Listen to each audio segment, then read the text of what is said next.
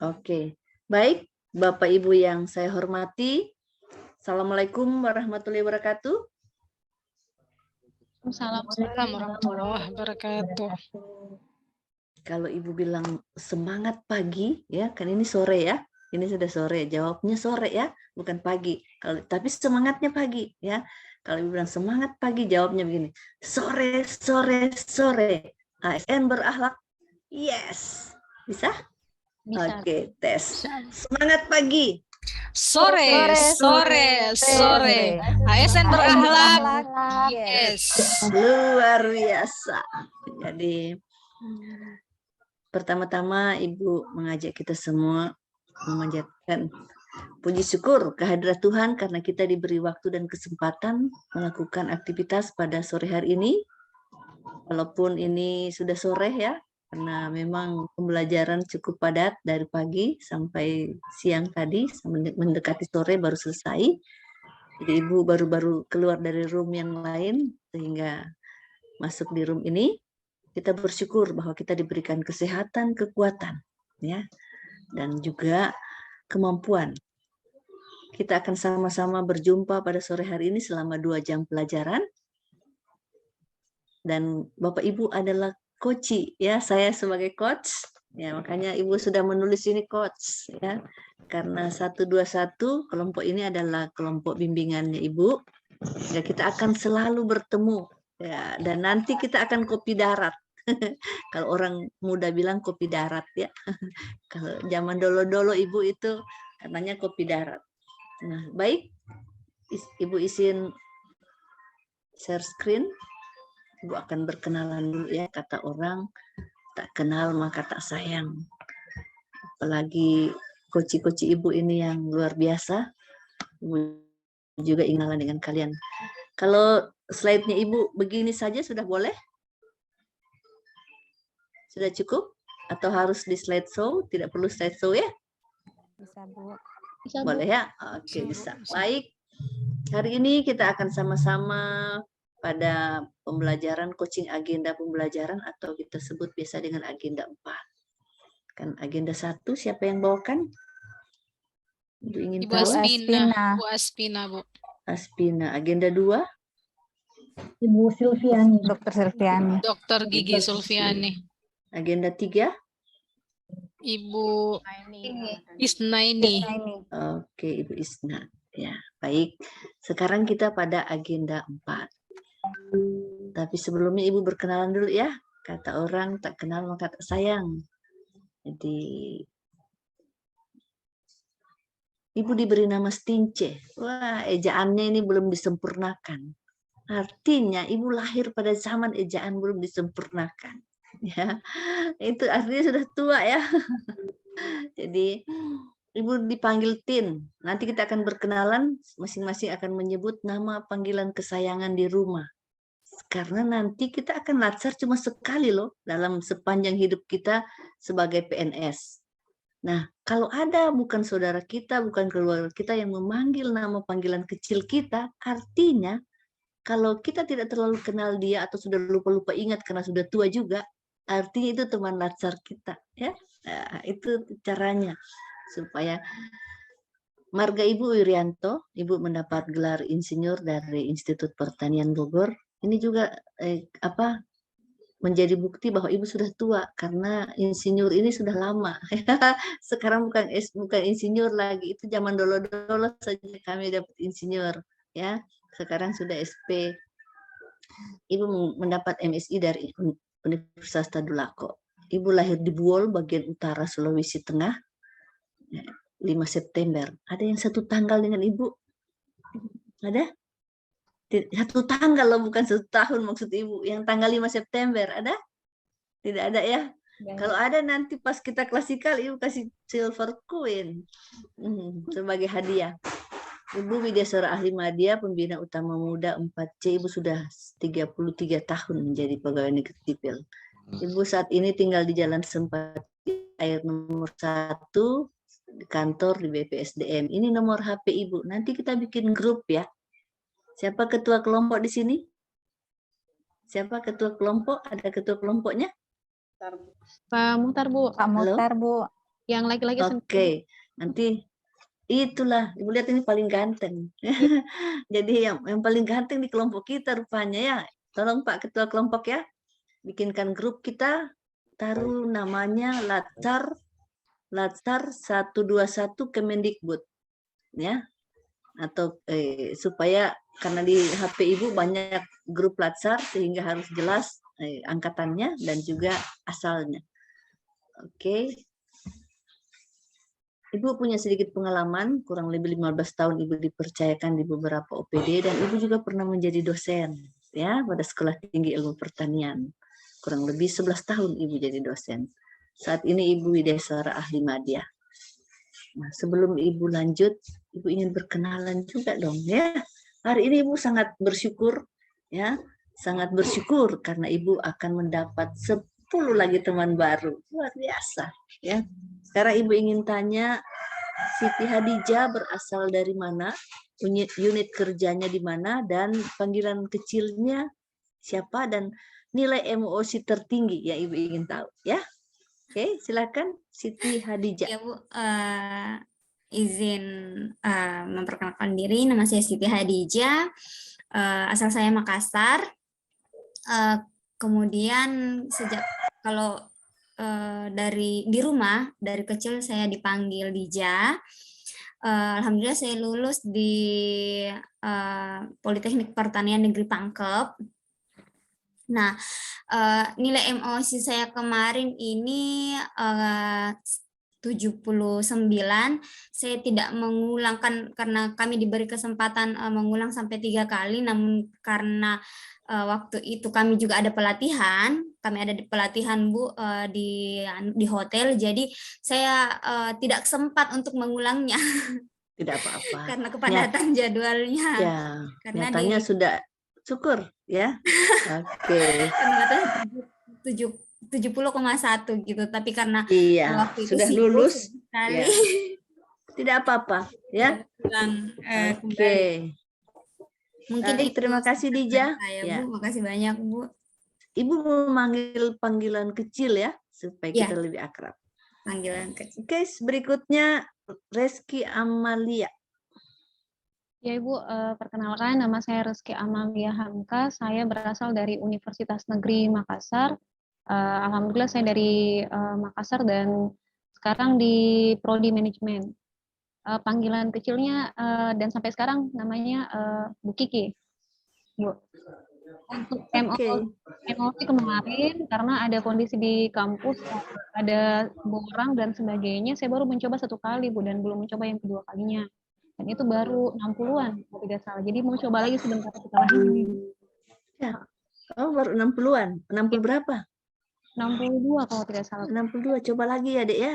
Ya, siap. Karena itu belum masuk belum masuk standar ya, belum masuk standar. Ya, coba lagi. Karena iya baru pertama kan itu masih bisa. Ya. Siap. Baik. Terima kasih Kiki. Yang berikut Siti Rahmi. Siti Rahmi, silakan Siti Rahmi. Bismillahirrahmanirrahim. Perkenalkan nama saya Siti Rahmi, Bu. Saya sama dengan Ibu Rizky, saya ditempatkan di Universitas Negeri Makassar. Saya berasal dari Sulawesi Selatan, tepatnya di Kabupaten Bone, dan sekarang memang ditempatkan juga di kampus 6 UNM ya, yang ada di Bone, seperti itu. Panggilannya siapa? Oh, panggilannya di rumah biasanya saya dipanggil Ami gitu, Ami. Terus nilai emosi kemarin baru mencoba 1 kali itu, tapi alhamdulillah sudah lulus sebenarnya Bu, sudah nilai 90 kalau tidak salah. Ya. Oke. Baik, terima kasih Ami. Lanjut Fitriana. Baik, terima kasih Bu atas waktunya. Perkenalkan saya Fitriana. Saya biasanya dari kecil dipanggil Ria. Saya berasal dari sama seperti Bu Kiki dan Bu Rahmi, instansinya Universitas Negeri Makassar, program studi bimbingan dan konseling. Saya berasal dari Kabupaten Sopeng. Asal dari Kabupaten Sopeng, tapi alamat KTP Sinjai, Bu. Iya.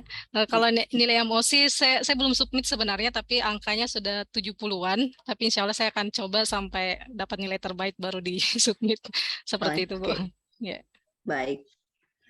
Terima kasih, Ria. Ya, Selanjutnya cowok paling ganteng sendiri di sini, Pak Muhtar. Silahkan.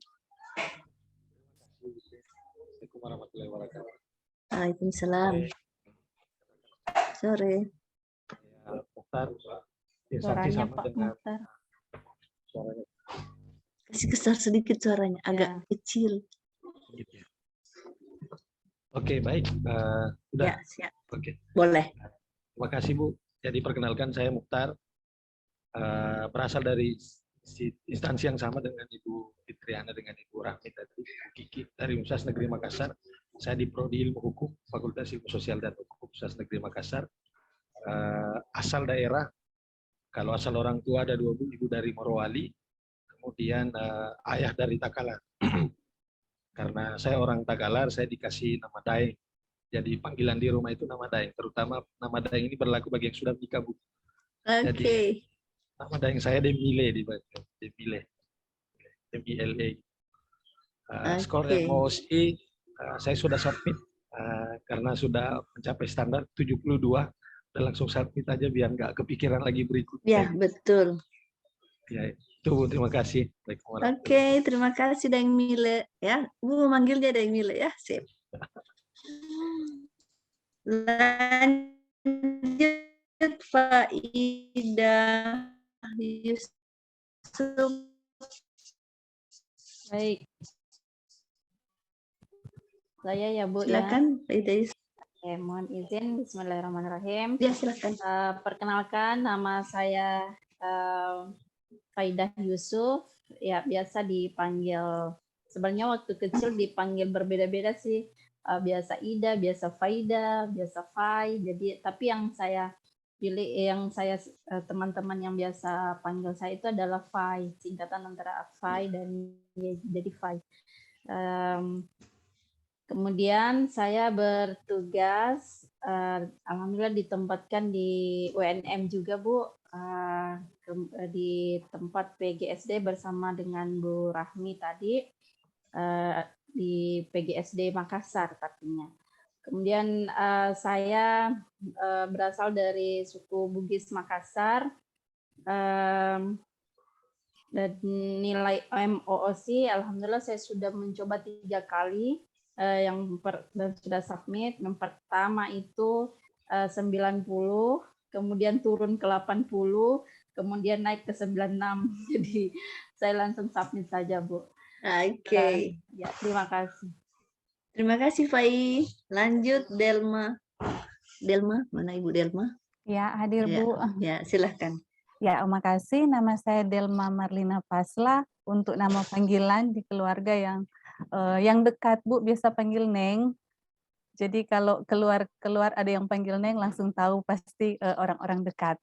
Ya, pasti teman latsar itu. Ya. Oke. Ya, lanjut. Dari Universitas Negeri Manado. Untuk nilai MOC kemarin saya dapat puji Tuhan 94. Ya. Oke. Demikian Bu. Terima kasih Neng. Lanjut Kartika Nababan. Baik Bu, terima kasih kesempatannya. Perkenalkan, nama saya Kartika Nababan. Saya berasal dari Sumatera Utara, Medan, suku Batak.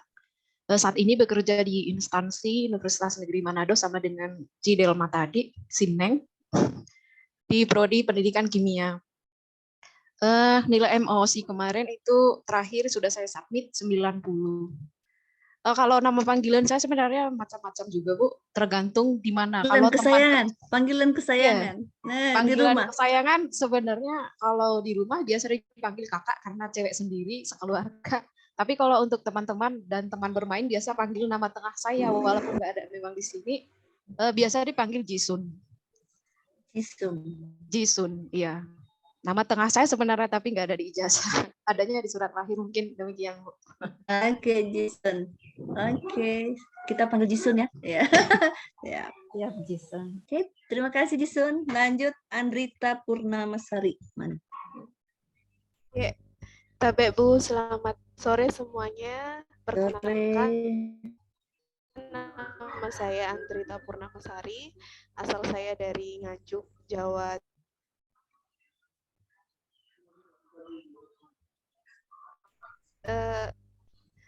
Saya sekarang bekerja di Universitas 19 November Kolaka.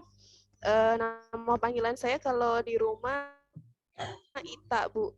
Dan kalau tidak salah ya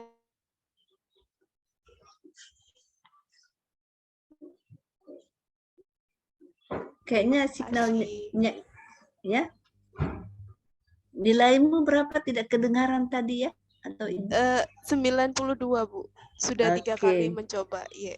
Baik, terima kasih Ita. Dan yang terakhir Yuliandari. Mana? Silakan. Assalamualaikum warahmatullahi wabarakatuh. Waalaikumsalam. Terima kasih. Ya, perkenalkan nama saya Yuliandari. Biasa dipanggil Wulan, kalau di rumah sama teman-teman juga dipanggil Wulan. Saya berasal dari instansi Universitas 19 November Kolaka. Asal saya dari Kabupaten Sidrap, Sulawesi Selatan. Nilai MOOC kemarin untuk percobaan ketiga kali, alhamdulillah dapat nilai 94. Terima kasih, Bu. Oke, terima kasih Wulan. Ya. Baik teman-teman, Ibu berbahagia. Hari ini Ibu mendapat teman baru dari berbagai tempat, ya. Dari berbagai tempat loh, dari Manado, dari Makassar, dari Kolaka. Wah, luar biasa. Kalau Ibu jalan-jalan pasti Ibu sudah punya tempat persinggahan.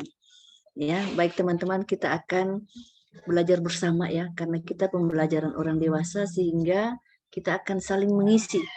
Ya, kita akan saling mengisi sehingga kita belajar bersama. Baik, kita akan Ibu izin share screen kembali ya. Bisa kelihatan slide-nya Ibu? Bisa kelihatan? Kelihatan. Baik. Untuk sinkronus pertama di sini kita akan membuat pembulatan agenda 1, 2 dan 3 ya. Setelah itu penjelasan tentang isu dan cara menemukan isu.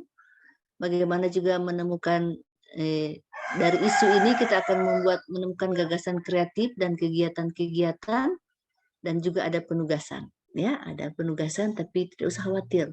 Penugasan itu bagian dari apa yang akan kalian buat dalam rancangan. Nanti kita buat grup dan Ibu akan mengirim format supaya lebih mempermudah teman-teman untuk membuat rancangan.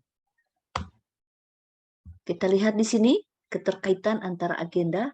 Bagaimana agenda 1 ya, Ibu Aspina telah membekali Bapak Ibu dengan sikap perilaku bela negara agar dalam menjadi aparatur sipil negara itu sudah tertanam dalam jiwa kita sikap ya, sikap perilaku kita dan sikap perilaku dan bela negara kita sudah tertanam. Dan juga bagaimana Ibu Silvi sudah memfasilitasi nilai-nilai dasar pegawai negeri sipil atau ASN, sekarang disingkat dengan berakhlak. Ya, kita tahu ya, waktu kecil kalau kita melanggar norma dikatakan, ih tidak berakhlak kau itu. Ya, kita akan ditegur demikian kalau kita melakukan kesalahan-kesalahan yang misalnya kita tidak melakukan, misalnya laki-laki kan wajib sholat Jumat, tidak pergi sholat Jumat, tidak berakhlak kau itu, tidak sholat Jumat. Ya, misalnya demikian, atau ada hal-hal yang melanggar norma-norma yang ada di masyarakat, kita dikatakan dengan kita, sehingga dia diangkat menjadi satu core value kita, sehingga kita lebih mudah mengingatnya. Nah, pada agenda 3, di mana Ibu Isna telah mengajar memfasilitasi kedudukan dan peran ASN dalam mendukung terwujudnya smart governance. Ya, luar biasa ini smart governance, sesuai dengan ketentuan peraturan perundang-undangan yang berlaku. Bagaimana di agenda 3 ini kita akan mampu melihat ya isu yang akan kita angkat. Jadi setelah itu kita akan masuk pada agenda 4 yang saat ini sementara kita ikuti bersama, namanya habituasi. Bagaimana kita membiasakan ya, membiasakan habituasi itu nilai-nilai dasar ASN sehingga dia akan terbiasa. Kalau dia sudah terbiasa, dia sudah akan menjadi karakter kita. dengan evaluasi pertama di rancangan dan evaluasi kedua di laporan akhir. Harapannya, ya, Bapak Ibu dan akan menjadi PNS yang berkarakter smart dalam pelayanan publik. Jadi di sini bagaimana kita terbiasa, terhabituasi, ya, dalam hal nilai-nilai dasar. Baik, ini gambaran secara umum yang Ibu ingin sampaikan. Ya, di sini bagaimana isu yang kita akan angkat bersama dari terkait dengan agenda 3. Kalau penguji bertanya, mengapa saudara mengangkat isu tersebut atau gagasan tersebut? Bagaimana keterkaitannya dengan agenda 3? Ya, jadi yang dijelaskan itu bagaimana dari segi manajemen dan dari segi smartnya. Sehingga isu itu bisa kita temukan dan kita bisa angkat menjadi hal yang perlu kita selesaikan. Dari isu ini kita akan melihat penyebab. Nah, untuk mencari core isu kita menggunakan alat. Ya, alat analisis yang sudah diajarkan oleh Ibu Aspina. Setelah itu kita akan menggunakan alat juga untuk melihat penyebab isu, mengapa dia ya isu ini terjadi. Yang biasanya digunakan adalah fishbone yang paling gampang, ya. Bisa juga menggunakan beberapa teknik lainnya. Akan ada gagasan kreatif. Dari gagasan ini akan kita buat kegiatan-kegiatan pada tempat kita masing-masing. Jadi gagasan-gagasan itu merupakan ya pemecahan masalah dari apa yang kita hadapi. Dari tiap tahapan akan ada output dan dari tiap tahapan juga akan kita aktualisasikan nilai-nilai dasar apa yang akan kita aktualisasikan dari berakhlak ini. Oke? Sebelum Ibu lanjut, Ibu ingin bertanya dulu. Apakah adik-adik sudah bertanya berkonsultasi dengan mentor untuk isu yang diangkat? Sudah? Sudah, Bu. Mohon maaf Bu, untuk Unima belum ada nama mentor Bu, karena pimpinan memang belum mengeluarkan surat mentor. Jadi kita belum ada konsultasi. Baik, tapi paling tidak walaupun belum berkonsultasi, tetapi sudah bisa melihat apa yang menjadi masalah, ya. Sudah bisa memulai. Sudah berapa lama di Unima? Kalau saya sendiri kurang lebih 4 bulan mungkin ya Bu. Tapi kalau identifikasi isu memang sudah dilakukan seiring berjalannya waktu. Tapi belum konsul itu mentor itu tadi Bu. Oke. Kalau Neng sudah berapa lama di? Sama Bu dengan Ibu Kartika, sekitar 4 bulan. Oke, tetapi sudah bisa melihat masalah apa yang akan diangkat. Iya Bu. Oke, jadi diupayakan ya, diupayakan kalau sudah bisa hari Senin ya, masih ada waktu karena itu masih ini ya, boleh bincang-bincang siapa yang akan menjadi mentor ya, supaya kita dalam membuat tulisan-tulisan tugas-tugas itu sudah mengacu ke situ supaya tidak kerja 2 kali ya. Karena kalau kita kerja berkali-kali kan bikin habis waktu. Padahal bukan itu yang kita angkat.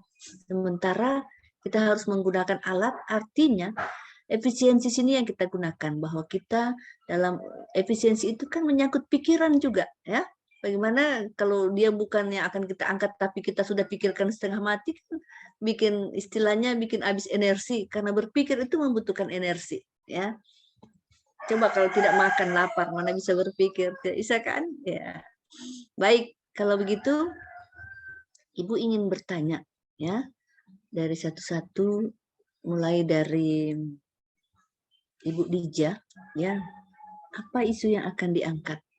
Ya Bu, kemarin sudah diberi opsi sama mentornya terkait presensi Bu, presensi yang masih manual dan kemungkinan besar biasa tercecer, kemudian database dosen belum ada yang belum rapi gitu Bu.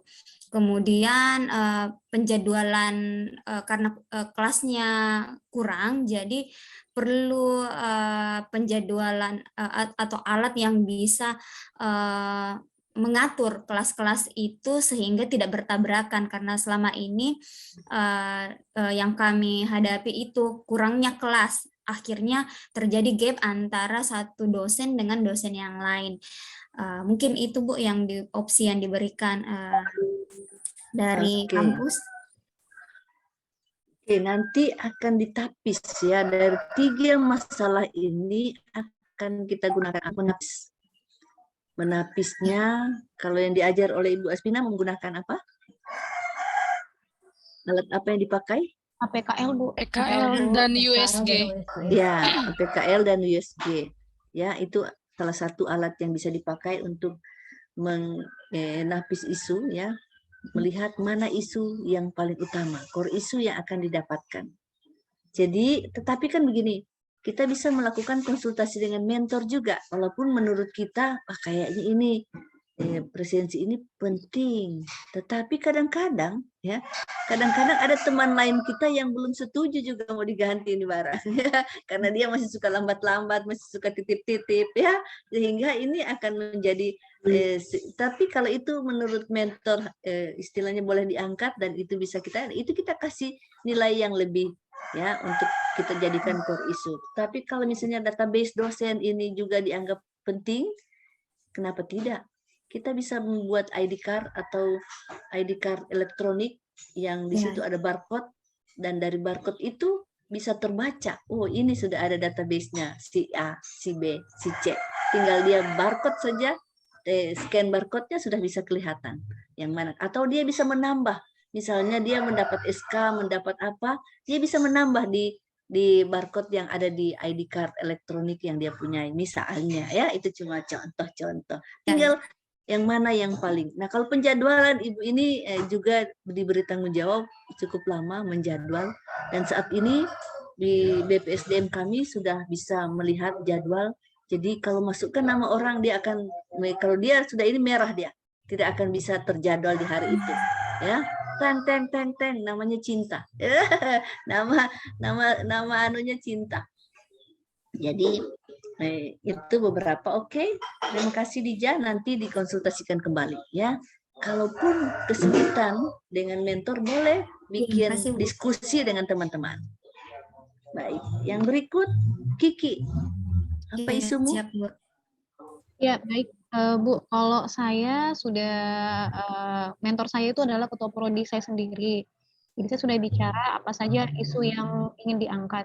Sebenarnya ada beberapa isu Bu yang ingin diangkat, tapi isu yang pertama itu terkait kebijakan kampus, dan sepertinya itu tidak bisa diambil alih untuk diubah gitu Bu. Jadi saya konsultasi bagaimana harus ada output yang bisa dihasilkan, sehingga hanya 3 isu yang kemudian saya berikan kepada mentor saya. Yang pertama itu belum adanya pengarsipan efektif terkait dokumen akreditasi. Kemudian yang kedua, SOP pelaksanaan ujian mahasiswa itu belum maksimal. Masih ada mahasiswa yang tidak melaksanakan ujian sesuai dengan standar operasional prosedur. Kemudian yang ketiga, pembagian ruangan kelas itu tidak maksimal juga, Bu. Namun akhirnya setelah digunakan APKL, yang diambil adalah mahasiswa yang tidak melaksanakan ujian skripsi sesuai dengan standar operasional prosedur. Jadi kemarin Bu, waktu saya konsul dengan mentor itu, kemarin halangannya adalah kami banyak isu di kampus, tapi kita memikirkan yang berkaitan dengan kebijakan pimpinan paling atas dari rektor. Kalau kita ambil salah satu isu pihak rektor atau pihak penentu kebijakan itu tidak sepakat, itu nanti takutnya akan mempengaruhi gitu. Jadi akhirnya saya diminta untuk ambil output yang bisa saya jalankan nanti pada saat aktualisasi. Betul. Jadi kita melihat masalah itu, kita berpikir kritis dan juga kreatif, ya. Di dalam melihat masalah, kita harus berpikir kritis, tetapi juga kita harus berpikir kreatif, ya. Jangan kita membuat masalah di atas masalah. Artinya ini akan bertabrakan dengan kebijakan lebih tinggi yang akan menyusahkan kita, ya. Ibu memahami itu, ya. Karena Ibu lama juga di dosen, sehingga kita harus pandai-pandai, kita harus berpikir kritis, tetapi juga kita harus berpikir kreatif.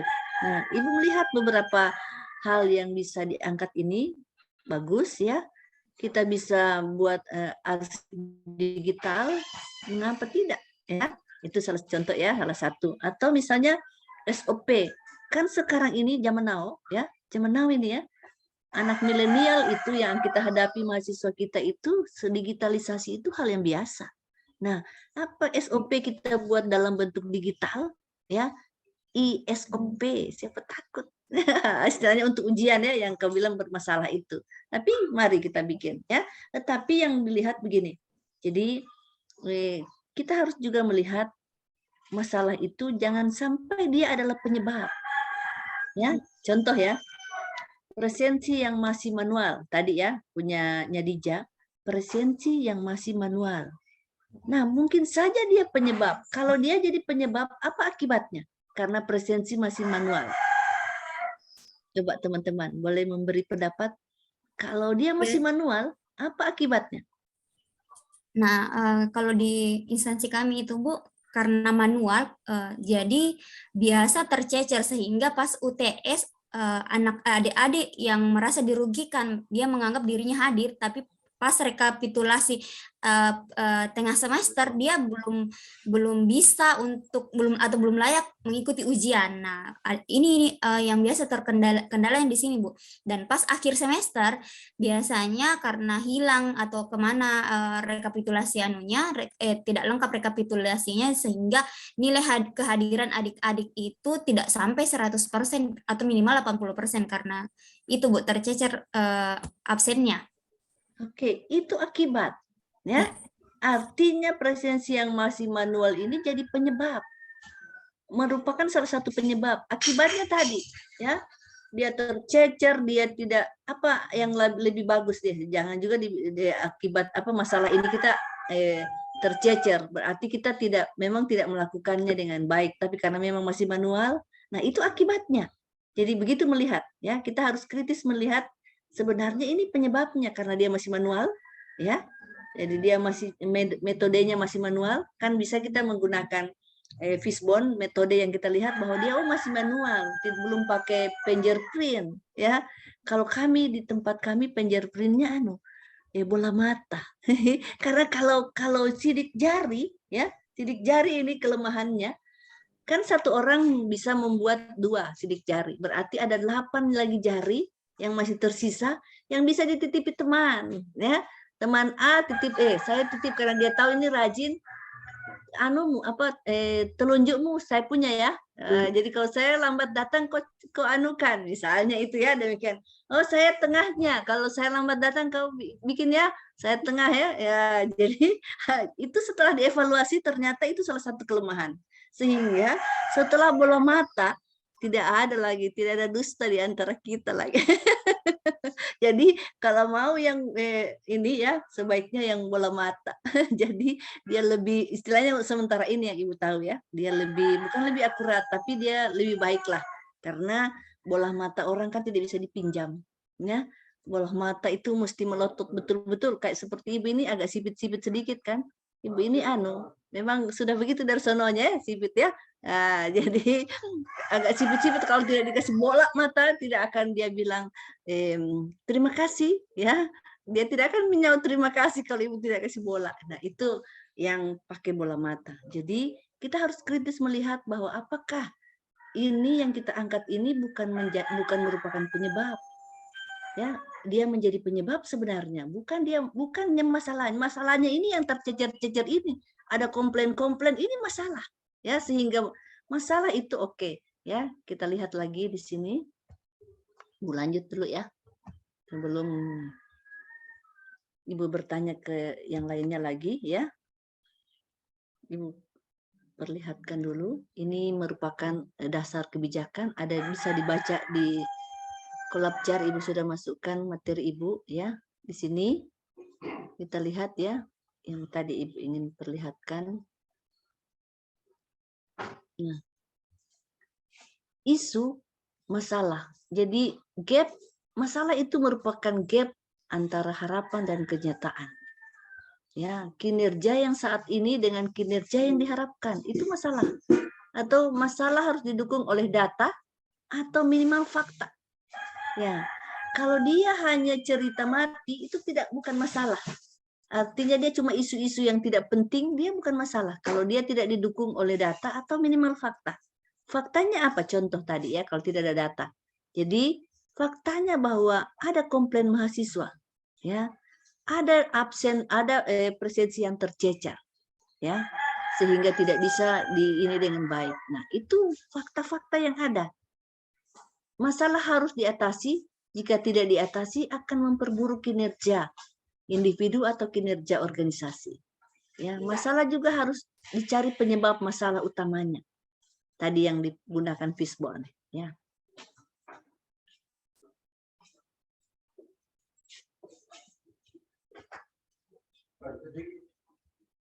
Oke, selanjutnya Ibu ingin juga bertanya kepada teman yang lain. Ibu stop share dulu, ya. Yang ketiga, Ibu ingin tanya dari Ami. Silakan Ami, sudah ada isu yang akan diangkat, Ami? Saya masih dari tugas yang pertama, Bu, dari tugas Bu Astina. Itu kita sudah diminta untuk analisis isu dalam jabatan ya. Tetapi kalau konsultasi dengan mentor sampai saat ini masih belum bertemu langsung karena kebetulan saya banyak menghabiskan waktu di Kabupaten Bone ya Bu ya, seperti itu. Nah, yang kemarin saya angkat isu-isu di dalam jabatan itu pertama terkait nepotisme, biasanya masih muncul, biasanya juga terkait pemberian nilai, dosen tidak terbuka kepada mahasiswa dalam pemberian nilai seperti itu. Lalu ada praktek-praktek kolusi dan ada beberapa yang laporan dari mahasiswa misalnya dimintai uang pelancar seperti itu misalnya untuk bimbingan dan lain sebagainya. Nah itu lalu terkait juga Bu dalam hal orientasi pelayanan. Misalnya banyak dosen-dosen itu dalam hal memperlakukan mahasiswa itu tidak berorientasi sebagai seorang ASN, memberikan pelayanan yang ramah seperti itu. Terkadang malah mereka abai, malah seperti itu. Jadi dihubungi susah, kemudian terkesan jual mahal seperti itu. Kemudian kalau disapa juga mukanya kadang-kadang jutek dan tidak memberikan istilahnya seperti orientasi pelayanannya itu masih kurang. Nah, kemudian kalau terkait dengan jurusan saya bimbingan konseling, ya saya melihat sebenarnya salah satu, saya sebenarnya waktu pertama kali di PGSD itu saya amazing dengan PGSD ini karena mereka ini dipersiapkan untuk bisa memahami banyak materi termasuk bimbingan dan konseling. Saya saja misalnya belajar bimbingan konseling itu ya dari semester 1 sampai berapa tahun. Lulus. Tapi mereka ya, hanya sampai lulus. Iya, sampai lulus. Tapi mereka cukup satu kali saja dalam perkuliahannya itu cuma satu kali dapat materi bimbingan dan konseling. Tapi mereka dipersyaratkan untuk bisa menjadi pengganti guru BK di sekolah. Nah itu saya kadang-kadang merasa amazing bagaimana caranya merangkum dari sekian banyak bimbingan konseling itu dalam satu kali pertemuan saja, maksudnya satu semester saja seperti itu. Ya, satu semester bisa jadi dia. Iya, bisa jadi mereka jadi guru BK seperti itu. Ya, itu saja Bu. Tapi kemarin yang setelah ditapis menggunakan APKL dan USG, saya mengangkat tentang bimbingan konseling itu, tetapi belum terlalu belum istilahnya Bu, belum terlalu komplit lah. Ya, belum matang artinya ya. Iya Bu. Oke. Jadi terima kasih Ami. Jadi di sini yang Ibu perlu sampaikan bahwa sebaiknya kita mengambil apa yang menjadi tugas dan fungsi kita. Ya, apa yang menjadi tugas dan fungsi kita. Kalaupun kita terbang melayang lebih tinggi karena mentor mau, ya, misalnya ya kita mau terbang lebih tinggi, tetapi kita melihat bahwa di tempat kita sendiri itu memang masalahnya aman-aman saja, ya. Contoh, misalnya dia guru agama. Kalau di daerah Poso kan itu rata-rata agama Kristen. Dia guru agama Islam, muridnya cuma 2, ya. dalam satu sekolah yang satu kelas yang diajar cuma 2. Sehingga menurut dia itu tidak masalah lagi karena istilahnya cuma 2 ini dia bisa sudah kalau perlu dia sudah kuasai urusan dia ini ya. Nah, dia terbang lebih tinggi melihat bahwa lingkungan sekolahnya ini masih sampah berserakan di mana-mana dan lain sebagainya. PHBS perilaku hidup bersih dan sehat itu belum diterapkan di sekolahnya. Ini diangkat. Ibu bilang boleh saja. Yang penting urusanmu sudah beres. Jangan sampai teman sejawat kita mengkritik kita.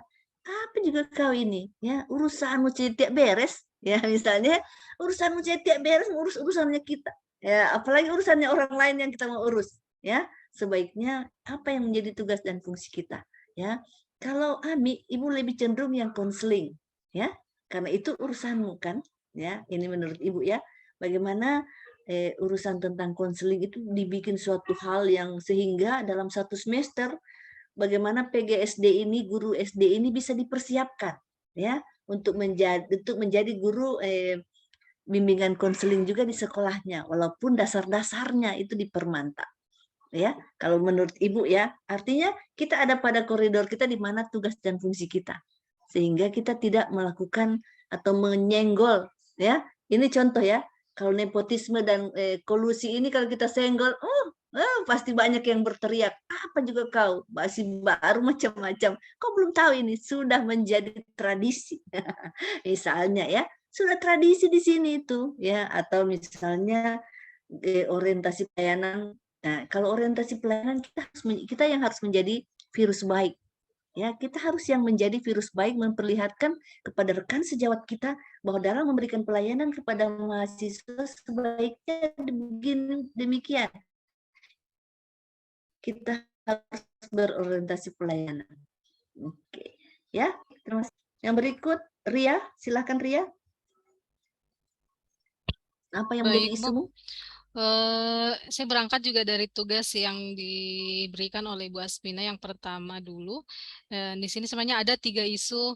Secara teknis mungkin saya belum pernah membicarakan secara serius dengan mentor. Kebetulan mentor juga yang kami pilih itu dari ketua jurusan, Bu. Tapi secara teknis karena kebetulan di jurusan kami saya bersamaan ada 4 orang yang di ini. Jadi kami sering sharing bersama.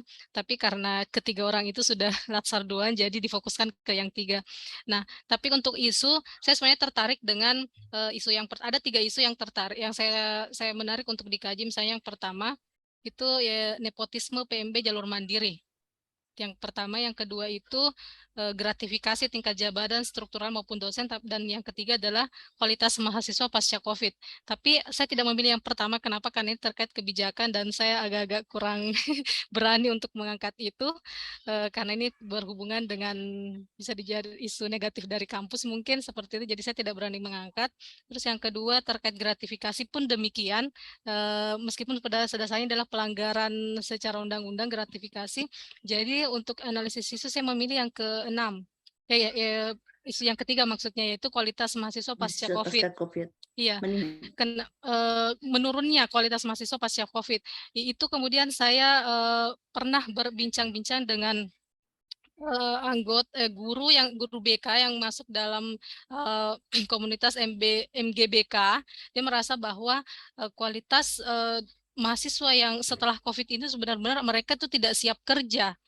Dia merasa bahwa dia tidak siap kerja dan untuk memahami teori konseling saja itu tidak, apalagi terkait dengan administrasi. Mungkin itu karena waktu COVID kemarin tuh benar-benar kualitas mahasiswa sangat menurun dan merasa bahwa motivasi mahasiswa itu sangat menurun juga. Jadi saya pernah membahas itu dengan teman-teman bagaimana kalau misalnya kita mengembangkan sebuah aplikasi di mana ada komunikasi antara lulusan BK dengan dalam artian ini adalah praktisi dengan akademisi, maksudnya dalam pihak kampus. Tapi saya kemudian diberi masukan dengan teman dan dosen-dosen yang maksudnya apakah misalnya aplikasi itu bisa selesai dalam 30 hari. Itu yang menjadi kendala saya. Jadi secara teknis, secara ide itu saya tertarik mengembangkan itu, tapi saya masih ragu apakah dalam 30 hari itu aplikasi itu bisa terrealisasi seperti itu, Bu. Tapi secara penyaringan isu saya berhasil, ya saya menyaring itu, memilih itu untuk kualitas luaran. Jadi begini Ibu Ria ya, jadi memang boleh saja kita melihat isu-isu yang lainnya ya, tapi akan ada core isu kita yang sesuai dengan, kalau isu-isu yang lain di luar jangkauan kita tidak ada masalah. Itu hanya menjadi isu pembanding yang akan kita analisis menggunakan APKL atau SG ini, itu akan menjadi isu-isu karena tidak mungkin cuma langsung core isu kita siapkan. Nah, di sini ya seperti tadi, bagaimana membuat aplikasi. Siapa takut ya, Ibu juga sekarang ini sementara melakukan kajian ya, Ibu menggunakan aplikasi ya, bagaimana sistem itu ya Ibu istilah evaluasi pasca diklat yang Ibu sementara ini ya, jadi Ibu ini menyebarkan, tidak susah ya, tidak susah, yang penting begini, artinya membangun kolaborasi dengan ahlinya ya, betul ya. Ibu yang menjadi pemikirnya ya, Ibu Ria yang menjadi pemikirnya, bahwa dalam instrumen-instrumennya itu ini semua yang harus masuk ya, dan kolaborasi dengan ahlinya, ahli IT-nya. Kalau Ibu Ria tidak terlalu ragu-ragu, ahlinya ragu-ragu, orang Manado bilangnya ragu-ragu kelar. Jadi ragu-ragu tidak lama ya, kalau hanya membuat itu serahkan pada ahlinya, tetapi Ibu Ria yang punya pemikiran bahwa saya ingin membuat ini bagaimana kira-kira. Tapi yang jelas ya istilahnya begini ya, jangan juga merogoh kocek kita terlalu dalam, pasti itu harus mengeluarkan biaya, tapi kita yakin dan percaya apa sih yang tidak mengeluarkan biaya ya, semuanya ada biayanya, tapi kita harus ikhlas bahwa kita juga perlu mengorbankan hal-hal tertentu sehingga kita bisa mendapatkan hasil yang lebih baik ya. Jadi itu yang perlu kita ini, dan Ibu punya ini sementara jalan, dan itu sangat luar biasa kalau menurut Ibu ya, yang menurut analisis Ibu, kalau dia dikerjakan secara manual itu sudah dengan biaya yang besar, itu hanya 5% bisa terselesaikan evaluasinya. Tapi Ibu menggunakan sistem ini ya, tanpa istilahnya biayanya hanya biaya pembuatan sistem itu dan surat menyurat yang juga elektronik ya, hanya bagaimana berapa persen yang masuk dalam waktu yang singkat. Bisa, tinggal apakah kolaborasi ini bisa terbangun dengan baik. Ya, cari ahlinya. Boleh saja kita menggunakan orang lain untuk bagaimana aktualisasi kita ini bisa berjalan dengan baik. Ya, artinya kita meminta bantuan kalau ada di tempat kita yang jago IT, mari kita kerjasama dengan dia. Oke. Lanjut Pak Muhtar, Daeng Mile, silahkan. Apa isu kalau misalnya bisa isu-isu apa yang mau diangkat, silahkan. Oke, baik, terima kasih. Sama seperti teman-teman, saya kira ada kontinuitas ide mulai dari agenda 1 sampai agenda 4 hari ini terkait dengan isu, dan memang secara faktual itu terjadi di kampus. Saya kira tadi saya masalah sebelum masalahnya Ibu Ria gitu ya. Jadi Ibu Ria masalahnya adalah kualitas mahasiswa di masa pandemi. Saya lebih ke akarnya lagi ya, itu soal bagaimana rendahnya motivasi dan tanggung jawab mahasiswa dalam mengikuti metode kuliah blended learning, yang mana kita tahu itu terjadi untuk menyesuaikan dengan apa yang menjadi aturan kesehatan pemerintah. Nah, jadi kalau yang Ibu Ria tadi, saya melihatnya sebagai dampak dari apa yang saya bilang sebagai kekurangan atau rendahnya motivasi yang dimiliki oleh mahasiswa dalam mengikuti model perkuliahan blended learning, sesuatu yang baru. Saya kira baru bagi kita semua, bukan hanya mahasiswa, tapi juga dosen. Menyesuaikan ide, gagasan, dan bahkan perangkat keras untuk optimalkan cara-cara kita belajar. Nah, jadi isu itu yang akan saya angkat, dan saya sudah konsultasikan dengan mentor saya. Mentor saya adalah sekretaris jurusan di Pendidikan Pancasila dan Kewarganegaraan. Beliau mengatakan memang masalah kita di situ, karena masalahnya bahkan dua arah, bukan hanya mahasiswa yang merasa kesulitan, tapi juga dosen merasa kesulitan. Mahasiswa kesulitannya adalah karena misalnya mahasiswa baru terutama, karena kita tahu pelajaran-pelajaran dasar itu, misalnya kalau di Bukartika pasti pengantar ilmu kimia, pengantar ilmu yang dasar itu ada di semester 1. Masalahnya kebijakan kita di semester 1 itu semua mata kuliah dasar diletakkan di semester 1, sehingga pengembangan ke arah pengembangan mata kuliah di semester selanjutnya itu akan tidak optimal. Saya rasakan betul, misalnya saya contohkan tuh di ilmu hukum, Saya kira saya sepakat dengan Ibu Delma, PIH, PHI, Pengantar Ilmu Hukum, Pengantar Hukum Indonesia itu di semester 1. Dan sangat tidak optimal ketika kita mencoba cross-check pemahaman mahasiswa di semester 3 yang merupakan lanjutan dari mata kuliah dasar itu, tapi tidak optimal. Dan semua jawabannya hampir seragam, yaitu karena tidak optimalnya mereka menggunakan LMS ataupun model pembelajaran blended. Itu yang saya potret sebagai masalah. Saya juga sudah memikirkan salah satu solusi kreatif dengan terlebih dahulu mensurvei. Dalam pikiran saya, Bu, LMS kita ini masih cukup kaku misalnya ya. Saya contohkan misalnya di Collabjar. Walaupun saya tidak tahu apakah itu aturan bahwa kita harus mengupload hanya linknya saja atau mengupload bentuknya PDF. Saya berharap LMS ke depan itu lebih relate dengan kehidupan mahasiswa. Saya misalnya sudah pernah melakukan survei kecil-kecilan ke mahasiswa, aplikasi apa sih yang Anda paling sering gunakan untuk bermedia sosial? Ternyata nomor 1 itu TikTok, nomor 2 itu IG misalnya. Nah, kenapa misalnya tidak kita kombinasikan pembelajaran melalui IG dan TikTok itu dalam LMS kita? Misalnya. Itu yang saya sudah potret sebagai mudah-mudahan nanti dalam proses pembimbingannya disetujui juga oleh Ibu Tin sebagai coach dan itu sudah saya bicarakan juga dengan mentor saya di kampus. Saya kira itu yang. Terima kasih Pak Daimile. Jadi di sini yang perlu kita perhatikan untuk semuanya ya. Kalau kita mengangkat sesuatu gagasan ya atau masalah, tadi Ibu katakan ya bahwa masalah itu ada data atau fakta. Apa yang mendasari mengapa kita katakan bahwa menurunnya motivasi? Apa yang mendasari? Adakah fakta? Ya tentu ya tadi seperti tadi ya sudah dikatakan oleh Pak Daimile. Nah sekarang kalau kita mau angkat itu berarti misalnya kita membuat suatu gagasan meningkatkan, karena gagasan itu paling tidak kalimat positif dari masalah. Tapi kalau yang lain yang kita akan angkat bisa saja.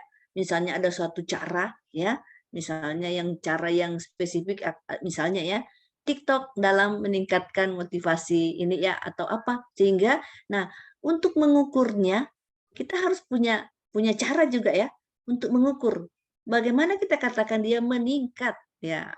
Jadi sebenarnya sama Bapak Ibu dosen Ibu tidak perlu menjelaskan terlalu rinci. Pasti sudah dipahami ini. Cuma sebagai fasilitator Ibu harus menyampaikannya ya, harus menyampaikan bahwa harus terukur ya. Ada caranya pasti ya Bapak Ibu bisa lebih memahami itu bagaimana cara mengukur. Misalnya kita mau meningkatkan motivasi dari mana kita ukur dia.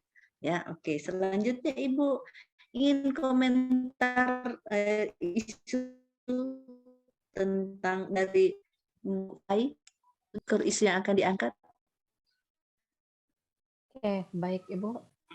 Kita ke core isu saja ya supaya. Iya, langsung di core isunya. Baik, yang saya angkat itu adalah belum optimalnya penggunaan lab bahasa. Karena di kampus di jurusan kami di PGSD itu terdapat 7 lab. Di antaranya adalah lab bahasa. Karena bidang keahlian saya adalah bahasa Inggris. Dan di jurusan PGSD itu ada mahasiswa bilingual, kelas bilingual. Dan mentor saya mengatakan bahwa bagaimana mahasiswa bilingual ini bisa meningkatkan atau memperbaiki pengucapan bahasa Inggrisnya sekalian meningkatkan tes bahasa Inggrisnya dalam hal ini TOEFL. Jadi yang saya ingin lakukan dan disarankan oleh mentor yang saya pikirkan selama ini adalah karena lab bahasa di jurusan kami belum optimal, tidak dimanfaatkan dengan baik dan tidak digunakan, mungkin karena kurangnya informasi dan kurangnya penyampaian kepada mahasiswa itu sendiri, sehingga saya ingin melalui aktualisasi di sini, saya ingin melakukan atau membuat sebuah website, artinya semacam mahasiswa bisa mengakses website tersebut sehingga bisa saya buatkan semacam sistem informasi dalam situ, kemudian SOP-nya, kemudian pembelajaran materi-materi, kemudian tes-tes yang mereka nanti bisa lakukan di situ. Saya juga akan memberikan video-video pembelajaran bahasa Inggris, kemudian terkait dengan 4 skill itu ada listening, reading, speaking, and writing. Ya, seperti itu. Jadi saya ingin bagaimana melihat mahasiswa itu dengan melalui website nanti lab bahasa itu bisa digunakan nanti juga sebagai tempat mereka belajar gitu. Jadi mereka mendapatkan lewat website secara online dan mereka juga bisa dengan aktif masuk ke lab nantinya. Itu mungkin Bu untuk saya. Oke, luar biasa. Terima kasih Bu Fai. Jadi memang kita melihat belum optimal. Dari segi mana kita melihatnya sehingga kita katakan belum optimal. Karena kalau optimal ini kan banyak hal-hal yang kita bisa lihat. Dari segi pemanfaatannya, dari segi penataannya, dari segi berbagai hal yang kita bisa lihat sehingga kita katakan dia belum optimal. Sekarang dalam 30 hari kita kerucutkan dia, ya. Misalnya kalau kita mau mengoptimalkan dia, ya misalnya apa yang kita mau tingkatkan? Informasi publikasi kah? Ya, karena kata orang publikasi itu bagian dari contoh ya. Kalau misalnya promosi, ya, kalau di perdagangan itu promosi itu 50% bagian dari sesuatu bisa laku, ya. Jadi kalau kurang promosi dia tidak akan terlalu banyak laku, ya. Nah, sehingga apakah ini yang bisa dioptimal? Ya, tetapi dasar mengapa dikatakan belum optimal dari sisi mana dia dilihat itu harus jelas menjadi latar belakang mengapa masalah ini kita angkat, ya. Baik, lanjut Bu Neng. Apa yang menjadi core issue? Kita ke core issue saja supaya lebih fokus ya. Iya Bu. Kalau dari saya, dari yang saya lihat di Prodi, saya mengamati ada beberapa mahasiswa yang tidak selesai tepat waktu. Jadi ini akan saya angkat keterlambatan mahasiswa memperoleh gelar S1. Dari isu ini saya melihat ada beberapa masalah. Pertama, belum teraturnya pengelolaan perpustakaan yang ada di Prodi Hukum. Karena beberapa kali yang saya temui ketika saya memerlukan sebuah buku, maka ada beberapa kali jawaban dari admin, bukunya ada, cuma entah kemana. Artinya pengelolaan yang tidak teratur. Jadi kalau ada perpustakaan yang teratur, pengelolaannya teratur, mahasiswa bisa mendapatkan ilmu-ilmu yang dicari atau bahan-bahan yang dicari di perpustakaan Prodi Hukum. Kalau misalnya ada yang gratis, kenapa bayar? Mungkin ini juga salah satu faktor kenapa mahasiswa terlambat untuk mencapai gelar S1 atau tidak selesai tepat waktu. Kemudian ada juga yang menjadi alasan kenapa mahasiswa terlambat atau tidak selesai tepat waktu, karena belum tersedianya buku progres konsultasi bagi mahasiswa. Jadi kartu progres maksudnya tidak teraturnya mahasiswa untuk konsultasi ke dosen pembimbing. Mungkin itu dari saya, Bu. Makasih. Oke, ya menarik. Kartu progres. Karena kan seperti tadi teman-teman katakan ya, ada juga dosen yang agak jutek ya. Kalau mahasiswa mau datang konsultasi, masih sibuk, sebentar tunggu di luar. Jadi itu ada, tapi kalau Ibu tidak pernah menolak begitu. Selama Ibu menjadi dosen pembimbing, Ibu minta WA dulu Ibu. Kalau Ibu bilang oke, kalian datang. Kalau Ibu masih ada urusan, Ibu akan bilang sedikit lagi ya jam sekian baru bisa ketemu ya.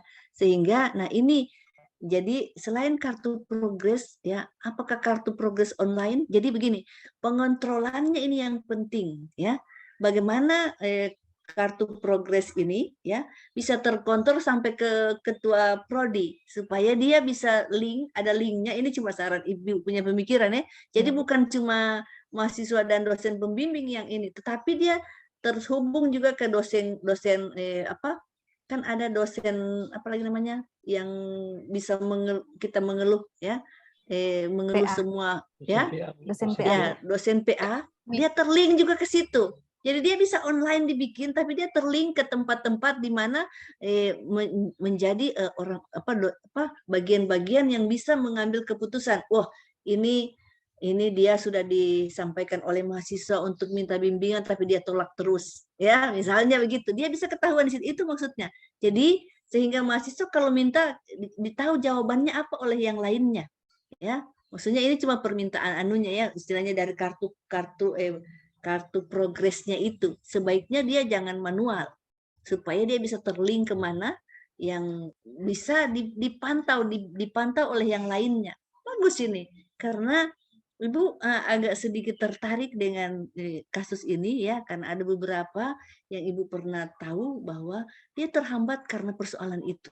Ya, bagaimana dosen pembimbingnya tidak mau atau terlalu sibuk dengan proyek-proyek di luar negeri sehingga dia terhambat ya, karena proyek di luar yang lebih menarik, lebih banyak di situ duitnya.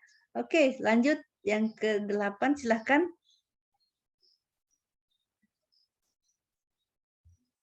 Jisun, silakan Jisun. Ya, siap Bu, terima kasih.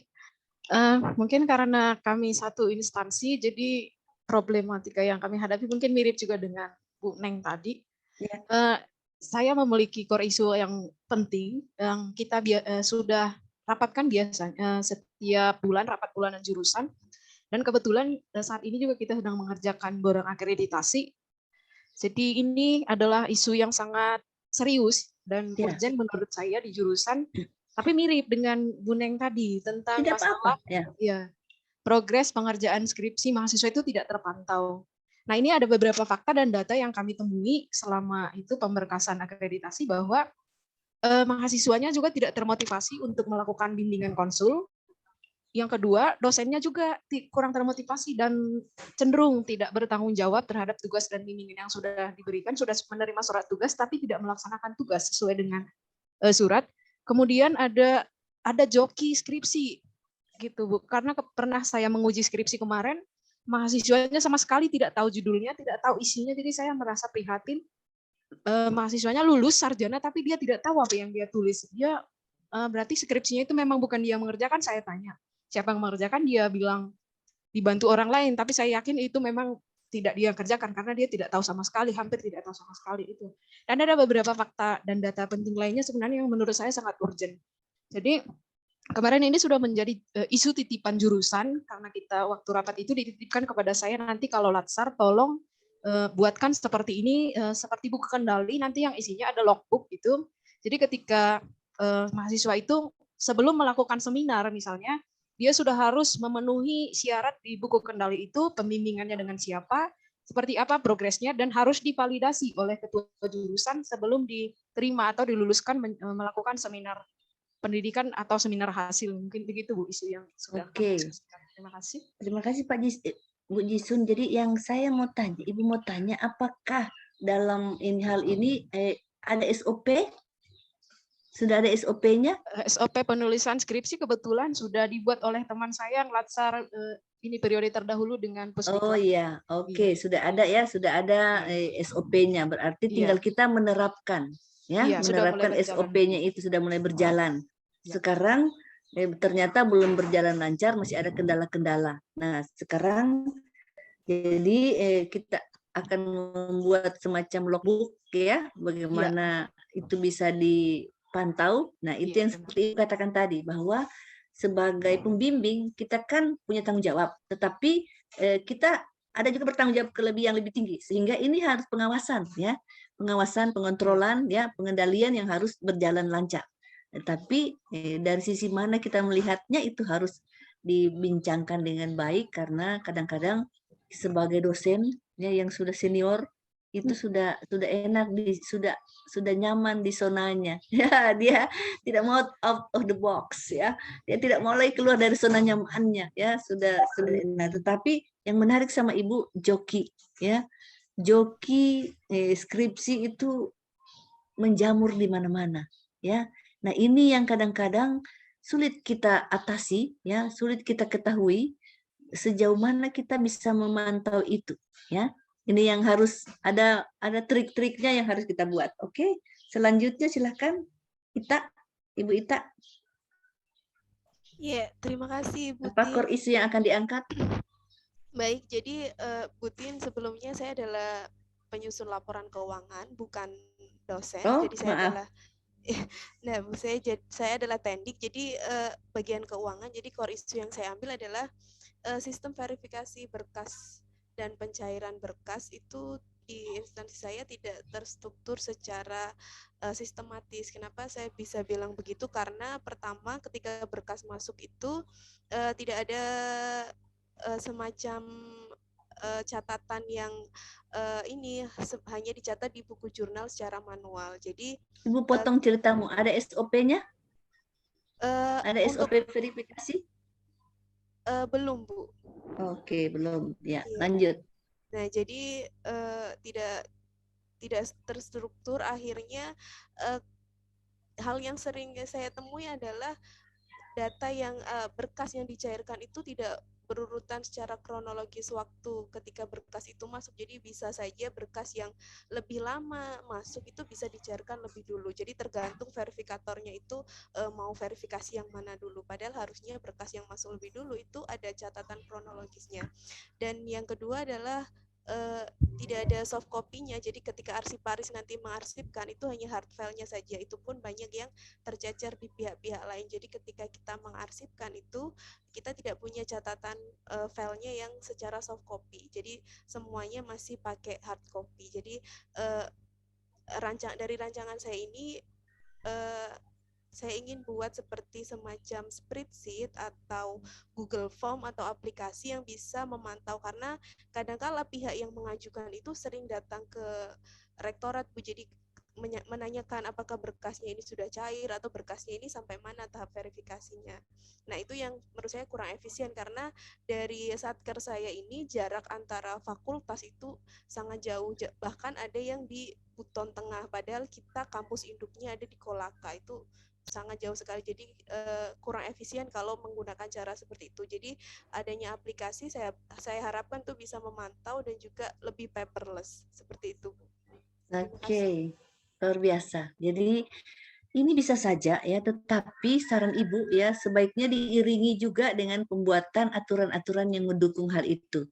Jadi sehingga soft copy, tetapi dalam pemeriksaan, ini pengalaman Ibu ya, tidak tahu kalau masih sampai sekarang, dalam pemeriksaan itu biasanya hard copy tetap wajib hukumnya. Kalau dari segi keuangan ya, ini dari segi keuangan itu wajib hukumnya untuk diperiksa ya dari hard copy-nya, walaupun soft copy-nya ada. Harapannya bagaimana ini bisa seiring sejalan, soft copy juga tersimpan dengan baik dan hard copy juga tersusun dengan baik, sehingga sebaiknya ada semacam SOP lah begitu ya yang dibuat, sehingga ini bisa supaya yang datang duluan itu yang diperiksa duluan, yang diverifikasi duluan, yang datang lambat itu karena ada SOP. Nah, ketentuan ini yang harus di komitmen bersama dan dikuatkan oleh pimpinan untuk dilakukan. Dan kadang-kadang itu memang ya, apalagi kalau ada nepotisme sedikit, saya punya dulu, gampang sudah itu. Nanti beres ya ujungnya untuk kau. Misalnya kalau ada embel-embel demikian. Nah, ini yang kadang-kadang di keuangan itu tidak gampang. Dan ini harus diatur dengan baik dan harus disampaikan, disosialisasikan. Oke, yang berikut Wulan, silahkan Wulan. Bagus, bisa spreadsheet itu ya tadi ya, digunakan salah satunya untuk Ibu Ita. Silakan Wulan. Ya, baik Bu, sama seperti Bu Ita, saya juga penyusun laporan keuangan di satker yang sama, Universitas 19 November Kolaka. Core isu yang saya ambil di sini yaitu belum optimalnya alur penyusunan laporan realisasi fisik dan keuangan. Nah, kenapa saya ambil ini? Karena kebetulan di kantor itu saya dipercaya untuk memegang satu aplikasi yang namanya Simproka Kemendikbud, yaitu sistem informasi monitoring program kegiatan dan anggaran. Nah, bulan lalu ini saya menemui satu kendala, yaitu pada tanggal 1 sampai 10 itu kita satker itu harus menginput data target dan capaian sesuai dengan capaian keuangan yang ada tiap bulannya. Nah, kemarin itu bulan lalu itu saya menemui satu masalah, menurut saya sebuah masalah, karena pada saat berjalan bulan September itu ada kegiatan baru yang muncul. Contohnya saya paparkan PT Perguruan Tinggi Penerima Bantuan Pendanaan Berbasis Indikator Kinerja Utama. Nah, itu sampai sekarang realisasinya belum ada sama sekali, sedangkan di Improka itu jika sudah masuk bulan 9 ke atas itu harusnya sudah mencapai 70%. Nah, di sini saya ingin membuat satu SOP untuk penyusunan laporan realisasi fisik dan keuangan. Ya, sekian, Bu. Oke. Jadi di sini, jadi saran Ibu ya, boleh disampaikan ke mentor kalian. Kalau mentor satu, ya, kalau mentor satu itu bisa saling menguatkan, ya. Jadi misalnya dalam satu kegiatan, contoh ya sama-sama di keuangan, kita saling menguatkan. Ibu siapa? Bu Ita. Ibu Ulan dan Ibu Ita masing-masing bikin apa? Ya, Ibu Ita buat apanya, Ibu Ulan bikin apanya, dan itu akan menjadi suatu produk yang sangat luar biasa yang bisa mendukung kinerja di mana unit kerja di kau berada, ya. Jadi saling mendukung, dan ini sampaikan ke mentor untuk melihat itu. Kita berpikir kritis, tetapi juga kita harus kreatif, ya. Begitu juga untuk yang tadi ya, yang dari Unima, ya. Coba kan istilahnya begini. Istilahnya masalahnya hampir itu masalah utama yang harus diselesaikan. Coba lihat dari segi mana, siapa melihat yang mana, si ini melihat yang ini, sehingga akan terjadi hal yang dia lebih menguatkan, ya. Sehingga contoh ya, ini contoh ya, kalau di puskesmas yang pernah Ibu sarankan dan mentornya merespon, jadi di puskesmas itu ada 5 peserta latsar yang satu sekaligus, ya, dan dia coachnya, ibu sebagai coach mereka berlima, dan Ibu katakan salam hormat untuk mentor, ya, mari kita berpikir kritis tetapi kita juga kreatif, ya, bagaimana kita membuat suatu program yang saling mendukung. Misalnya yang satu melihat dari kualitas airnya sehingga penyakit yang berak-berak ini ya bisa teratasi, bagaimana sehingga dia dari segi airnya yang harus dimasak, dan bagaimana yang satu dari segi BAB-nya tidak buang air sembarangan, ya, istilahnya dia berkaitan, karena kalau buang air sembarangan berarti air akan tercemar, ya. Air akan tercemar kalau tidak dikelola dengan baik, ini akan mengganggu kesehatan, dan diare itu akan lebih banyak. Nah, sehingga dan dari segi mana dia, misalnya dari segi pelayanan lainnya, dia saling terkait sehingga suatu hal, ide-ide yang cemerlang bisa ada. Dan pernah juga di daerah terpencil Pak Guru sampai menangis, ya, kepala sekolah menangis, luar biasa latsar sekarang. 3 peserta latsar itu membuat sekolah kami menjadi hal yang luar biasa, ya, karena satu mengerjakan misalnya perpustakaan yang tidak pernah dikorek-korek, Ibu katakan coba, ya, kalian bagaimana berpikir kreatif agar perpustakaan itu diminati, ya, karena pergi perpustakaan itu bukan menjadi cuma satu kewajiban, tapi memang tujuan kami ke sana. Ya, contoh kalau di IPB itu mau pergi perpustakaan harus antri, ya, duduk berderet-deret dulu, tunggu giliran karena sudah penuh di dalam.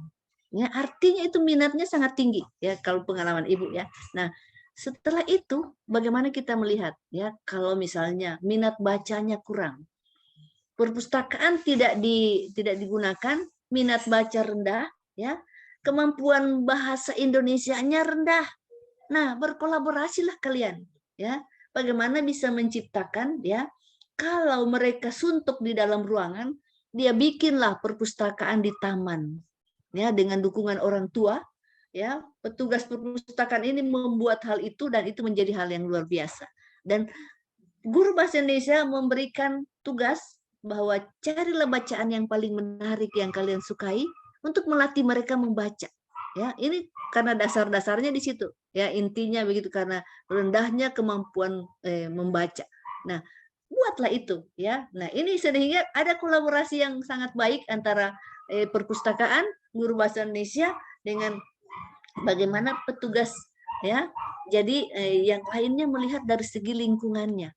Dia membuat lingkungan sekolah itu menjadi nyaman, sehingga dia sangat tertarik ya. Pada jam-jam tertentu guru-guru sepakat ya, ada jam-jam khusus yang harus dibangun dan semua guru-guru harus terlibat di dalamnya. Jadi tim teaching dibangun ya, walaupun dia bukan peserta latsar.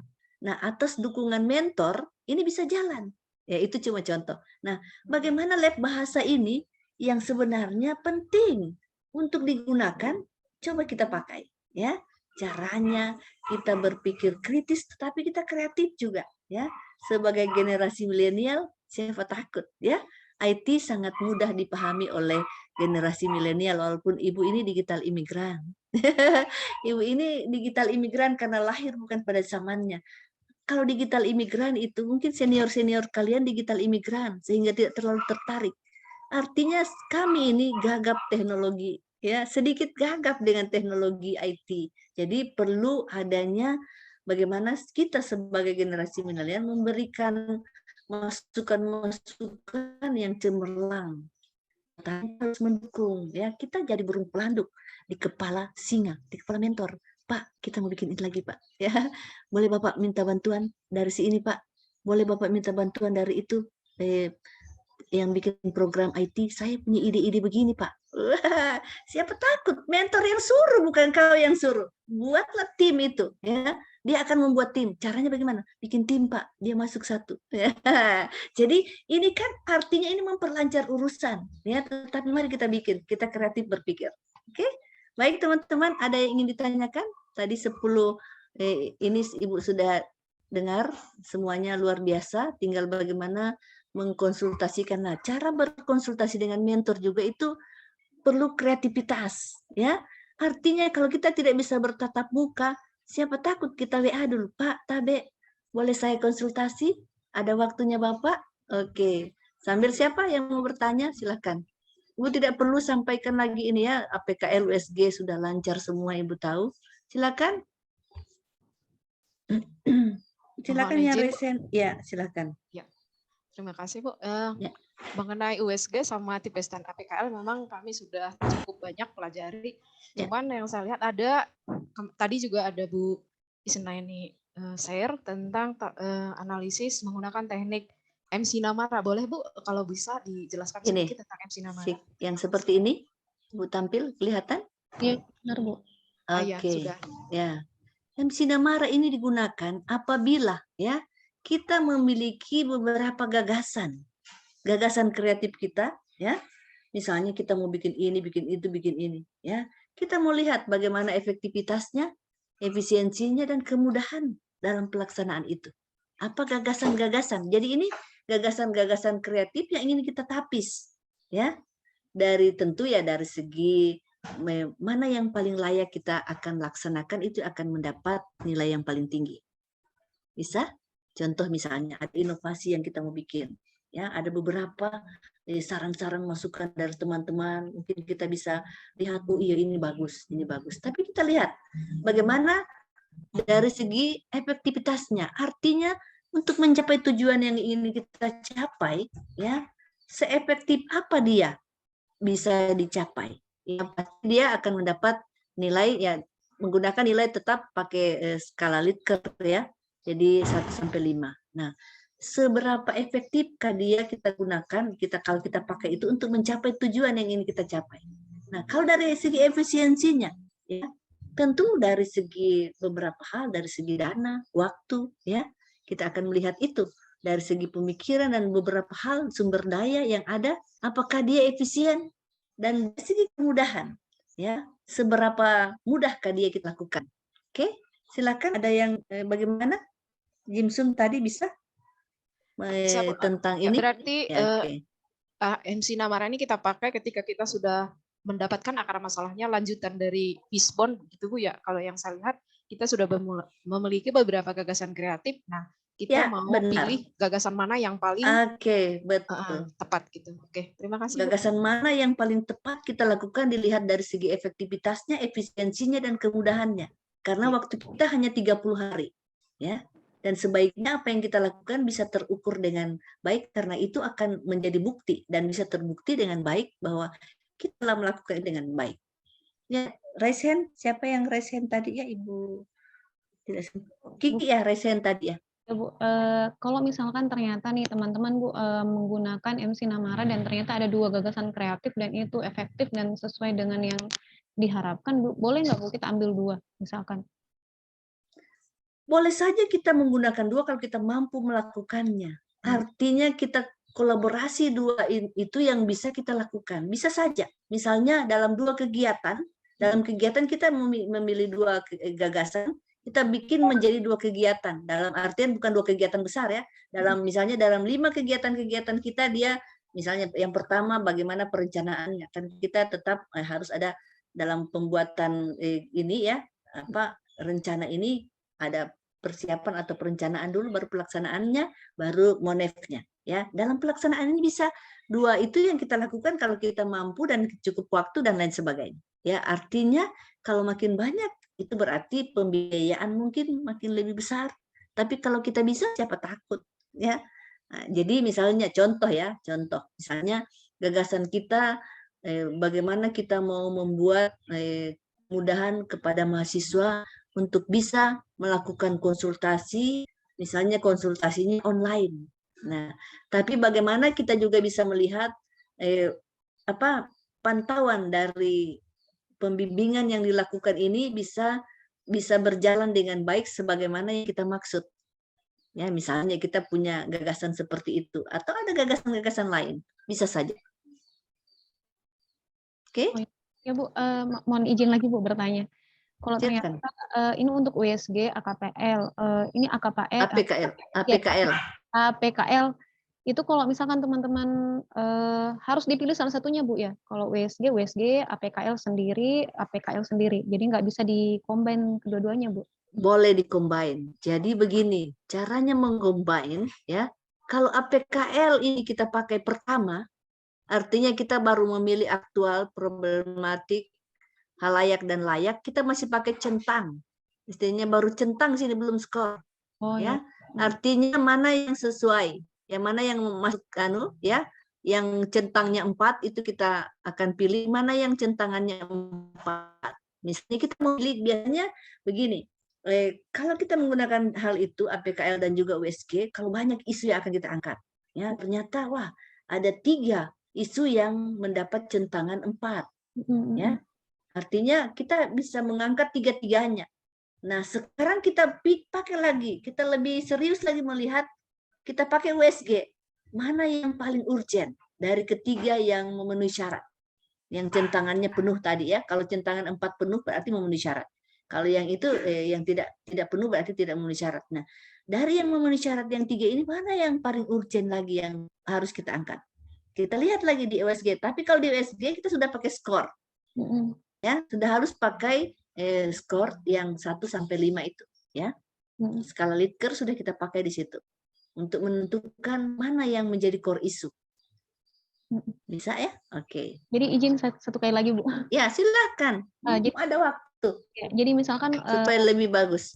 Ya, jadi misalkan yang pertama ada APKL, kemudian kita menggunakan centang, kemudian yang kedua kita menggunakan USG. Setelah itu kami menggunakan fishbone, setelah itu kami menggunakan core isu ya. Jadi core isu ini yang kita angkat untuk menjadi di kepala ikan, menjadi fishbone ya. Kita akan lihat apa penyebab core isunya itu di kepala ikan. Ya. Setelah itu kita cari penyebab. Oke, lanjut. Setelah itu langsung lanjut ke MC Namara supaya mengetahui gagasan kreatif yang bisa kita ambil. Oke, jadi begini dari penyebab ya, dari penyebab kita bikin kolom dulu ya. Ya, kita bikin kolom. Ini penyebab, ini gagasan yang bisa kita angkat. Jadi dari penyebab-penyebab kita buat lagi. Kalau misalnya penyebabnya ini, apa gagasan yang akan kita bikin? Dari penyebab ini, apa gagasan yang kita bisa bikin? Dari penyebab ini, apa yang gagasan kita bikin untuk mengatasi masalah penyebab yang kita lihat itu. Nah, bisa saja penyebab ini tidak selesai dalam 30 hari, tetapi dia menjadi rencana tindak lanjut kita. Karena dia terlalu besar misalnya. Nah, kalau ada beberapa gagasan yang bisa kita selesaikan dalam 30 hari, karena ini terlalu banyak gagasannya, kita boleh pakai McNamara. Tapi di McNamara itu inovasi yang kita lihat ya, dari inovasi yang kalian bikin. Ya? Bisa? Bisa Bu. Nah, atau kita satukan dia, misalnya kalau dia hanya istilah gagasannya kecil-kecil yang bisa kita satukan menjadi satu judul, ya, menjadi satu judul, misalnya bagaimana kita bisa memanfaatkan laboratorium bahasa itu, ya, misalnya apa kita buat, misalnya Gempita di lab bahasa, misalnya, ya. Nah, jadi kita membuat satu gagasan kreatif menjadi satu kegiatan yang bisa kita kolaborasi di dalam berbagai kegiatan yang satu kaligus kita bisa laksanakan dalam 30 hari sehingga efisiensi waktu penggunaan 30 hari ini terlihat jelas bahwa tidak ada waktu yang kita hanya buang-buang percuma. Karena di sinilah waktunya Bapak Ibu ya sebagai generasi muda memperlihatkan kepada dunia bahwa saya juga ini loh punya kualitas ya. Maaf ya. Oke. Ada lagi yang ingin ditanyakan? Silahkan. Bu izin lagi satu kali, mohon maaf. Silakan. Kalau misalkan ternyata pada saat kami sekarang memaparkan isu-isu kami konsul kembali dengan mentor, kami dapat ide baru, itu tidak apa-apa Bu, kami ubah isu yang tadi kami paparkan. Oh, tidak apa-apa sekali ya. Jadi tidak apa-apa sampai nanti sudah mau seminar ya. Karena kalau seminar itu isunya sudah isu yang itu yang diangkat ya. Sampai sudah seminar, bisa saja berubah-berubah. Kan kita masih ada beberapa kali pertemuan. Wah, ternyata Bu, setelah saya bincang-bincang dengan teman-teman di kampus, ya, kita masih akan ketemu tanggal 21, tanggal 25, tanggal 27, sebelum kita seminar di tanggal 29. Ya, tetapi jangan sudah dekat-dekat baru dia berubah. Ya, usahakan di tanggal 21 sampai 25 ini sudah ada penetapan isu yang core isu yang akan kita angkat. Karena kita harus membutuhkan ada data atau fakta ya yang harus kita melatar belakangi mengapa itu kita angkat. Bisa saja berubah, tidak ada masalah. Bagi Ibu tidak ada masalah itu. Dan itu biasa. Ya. Siap Bu, siap. Oke. Ibu ingin memperlihatkan ini menjadi tugas ya yang ada di Kolabjar. Tapi ini tidak buru-buru juga dibikin. Ya, jadi dia ini perhatikan. Paling lambat 1 hari sebelum sinkronus. Bukan sebentar malam harus selesai, tidak ya? Jadi dia sebelum tanggal 21. Artinya tanggal 20 dia di-upload. Ya? Bisa dipahami ya? 1 hari sebelum. Oke. Ada lagi yang ingin ditanyakan? Silahkan. Nanti kita bikin grup, jangan lupa ya. Pak Daimila. Nyampaikan aja grupnya sudah saya siapkan. Oke. Ibu punya nomor sudah ada tadi ya? Ya, sudah ada dalam grup. Oke, Ibu belum buka grup. Ya, baik. Nanti Ibu akan men-share tentang formatnya. Kalaupun masih ada ini ya bisa kita buat pelan-pelan sambil dikonsultasikan dengan mentor. Untuk dengan mentor harus wajib hukumnya, ya. Tidak boleh tidak bicara dengan mentor, tidak konsul dengan mentor, tiba-tiba sudah seminar rancangan. Ya, tidak boleh itu. Karena jangan sampai seperti coachingnya Ibu ada ya di tempat ini. Karena dia tidak sepaham dengan mentornya. Dia bilang, Ibu, saya mau ganti mentor. Saya bilang, kenapa kok ganti mentor? Mentorku tidak tahu apa-apa, Ibu. Bahaya. Tidak demikian. Ya. Ibu bilang, tidak boleh ganti mentor. Mungkin saja dia pendiam, sehingga kau bilang dia tidak tahu apa-apa. Mentor itu diangkat dalam jabatan tersebut karena dia dianggap cakap dan mampu. Itu harus kalian. Nah, mentor itu juga perlu ada pengakuan. Pengakuan diri itu adalah kebutuhan manusia yang paling tinggi menurut Maslow. Benar tidak ya? Ya, jadi pengakuan diri. Bagaimana kita mengakui mentor bahwa dia adalah mentor kita. Ya, sehingga kalau kita mengakui dia merasa kita akui, dia akan mengeluarkan semua gagasannya. Ini coba kau keren. Ini karena dia lebih pengalaman ya dari kita. Jadi Bapak Ibu mungkin juga sudah ada yang ya bertahun-tahun menjadi dosen, tapi dalam sebagai CPNS kita masih baru. Nah, sehingga mentor itu berperan penting. Bagaimana dia bisa memberikan ide-ide dan gagasannya juga kepada kita. Nah, atau ada juga yang begini. Karena dia tidak sepaham dengan mentor pas ujian seminar, jadi pas ini rupanya lain yang diminta mentor, lain yang dia bikin. Terakhir mentor bilang, karena waktu itu 9 coachnya Ibu yang 1 mentor.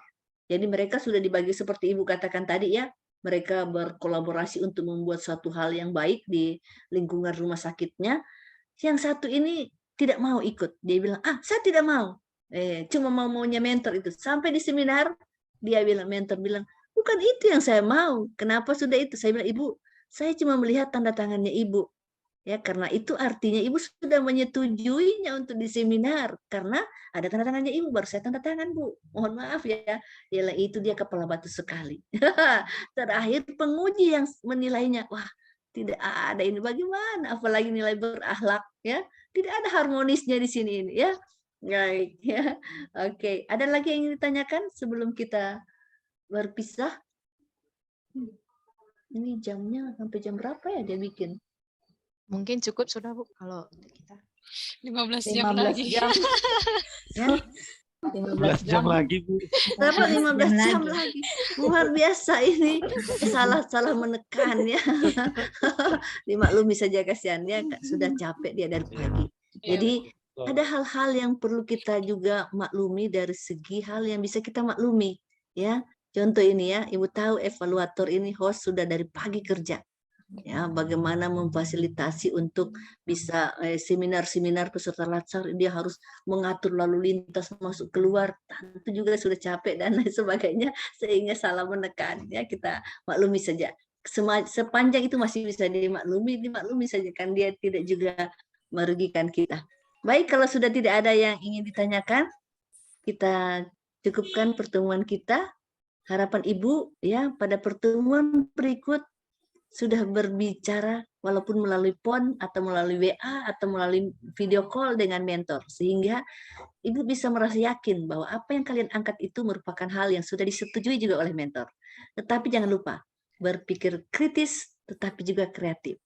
Ya, itu harapannya sebagai ASN zaman now, kalian harus bisa melihat apa yang menjadi masalah dengan berpikir kritis tetapi juga berpikir kreatif. Jalan keluar dari masalah itu harus kita bisa juga, paling tidak kita berkontribusi untuk memberikan jalan keluar kalau masalah itu menjadi masalah di organisasi kita. Oke, baik teman-teman, jaga kesehatan, ya, jaga kesehatan. Ya, itu pesannya Ibu, selain semangat tetap harus terjaga. Baik, terima kasih. Demikian pertemuan kita, lebih kurangnya Ibu mohon maaf. Assalamualaikum warahmatullahi wabarakatuh. Waalaikumsalam warahmatullahi wabarakatuh. Terima kasih, Bu. Terima kasih, Bu. Oke, coba